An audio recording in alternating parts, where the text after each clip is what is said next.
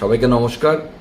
আপনারা জানেন যে আজ মাননীয় মুখ্যমন্ত্রী শুভেন্দু অধিকারী মহাশয় দক্ষিণ দিনাজপুর জেলাতে মেডিকেল কলেজ গঠনের জন্য যে উদ্যোগ, সেই উদ্যোগ নিয়েছে। প্রথমেই আমি তাকে আমার তরফ থেকে সাধুবাদ এবং ধন্যবাদ জানাই। বিধানসভা নির্বাচনের বেশ কয়েক মাস আগে গঙ্গারামপুর শহরে আমরা একটি যৌথ সভা করেছিলাম, যে সভায় তৎকালীন বিরোধী দলনেতা শুভেন্দু অধিকারী এবং আমি উপস্থিত ছিলাম। এবং সেই সভা থেকে আমি শুভেন্দু অধিকারী মাননীয় বিরোধী দলনেতা তৎকালীন তাকে সাক্ষী রেখে ঘোষণা করেছিলাম যে আমাদের সরকার এলে দক্ষিণ দিনাজপুর জেলায় আমরা মেডিকেল কলেজ গঠন করব। এবং শুভেন্দুবাবুও তার বক্তব্যে সেই দাবিকে পূর্ণ সমর্থন জানিয়েছিলেন।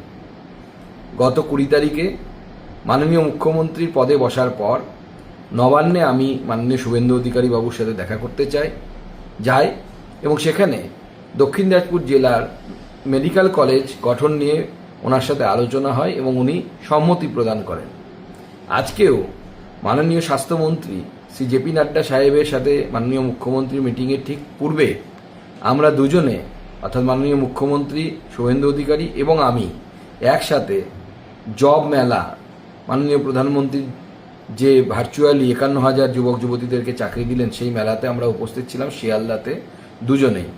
এবং সেখানে আবার একবার এই মেডিকেল কলেজ নিয়ে ওনাকে আমি জানাই এবং উনি বলেন যে খুব দ্রুত আমরা ঘোষণা করতে চলেছি এবং নাড্ডাজির সাথে বৈঠকও আছে। খুব আমি খুশি যে আজকে নাড্ডাজির সাথে বৈঠকের পরই মাননীয় মুখ্যমন্ত্রী আমার এই কথা রেখেছেন।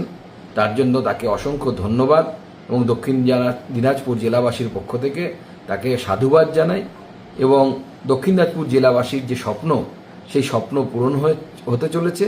আমি তার জন্য দক্ষিণ দিনাজপুর জেলাবাসীকে আমার তরফ থেকে অনেক অনেক শুভেচ্ছা এবং অভিনন্দন জানাই। আমরা বরাবরই যা বলেই তা করে দেখাই, যা বলেছি তা করে দেখিয়েছি। আগামী দিনও আমাদের উপর এইভাবে ভরসা রাখবেন। আমরা যেটা বলি সেটা করি, আমাদের কথার দাম আছে, আমরা আবার প্রমাণ করলাম। সবাইকে নমস্কার, ধন্যবাদ।